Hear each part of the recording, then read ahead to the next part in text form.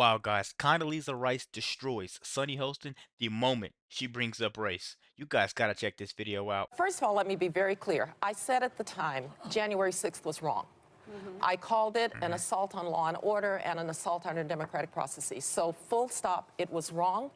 Law enforcement will determine what happened there, and those who violated the law ought to be punished. Now, I think what Senator McConnell may be referencing is, yes, it's time to move on in a lot of ways. I'm one who believes that the American people are now concerned about their what we call kitchen table issues, the price of gasoline, inflation. We ought to move on to the next generation, move ahead and deal with the American people's issues. It's really politically expedient for Mitch McConnell to say, let's move on, let's move on. The problem is that past will become prologue if we don't find out exactly what happened January 6th. And we will. So it's not time now. We will find out. We must find out before moving on. We will find out. But I'm going to tell you, I live in California, not Washington, D.C. And the American people do have other concerns that we ought to be thinking about and talking about. Respectfully, and Madam Secretary, I think let me finish now, Sunny. I also know that as a government and as a country, we've got to be concerned about the things that are making life hard for Americans and hard for American families. First of all, parents ought to be involved in their children's education. Their children are in school 7 hours. That's becoming more and more important to me because there's so much stuff going on in the education world that they're trying to make little boys come to school dressed up as little girls and they're playing the same sports. It's so much stuff going on that some people don't even want to have kids in today's world.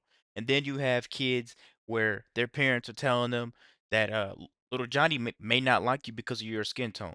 Do you know how horrible that is to tell a kid that?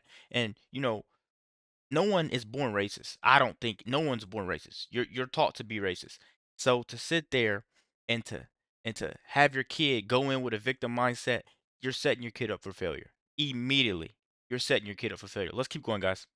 That's a very formative period, and I think parents ought to have a say. We used to have parent-teacher conferences. We used to have PTAs. There are lots of ways for parents to be involved, and they should be. My parents never thought I was going to grow up in a world without prejudice, but they also told me that's somebody else's problem, not yours. You're going to overcome it, and you are going to be anything you want to be. And that's the message that I think we ought to be sending to kids. One of the worries that I have about the way that we're talking about race is that it either seems so big that somehow white people now have to feel guilty for everything that happened in the past. I don't think that's very productive. Or That's not very productive and that's not fair.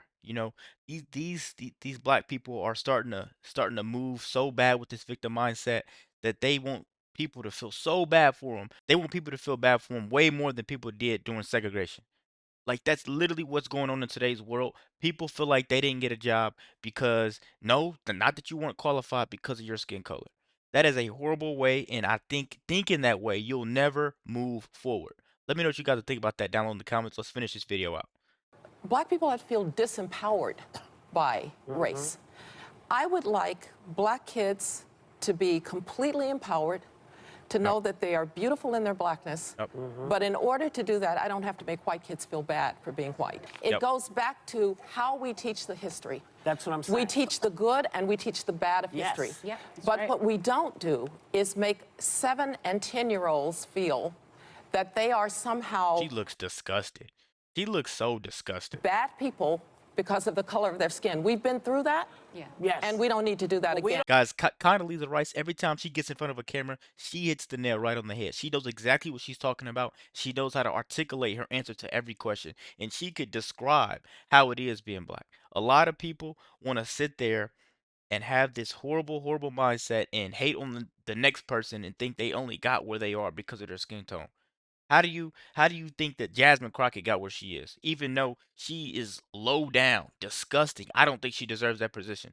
She was actually good and they gave her a chance.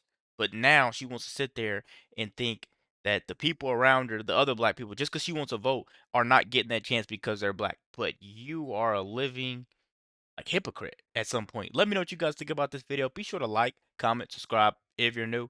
And as always, let me know what you act too. We're out.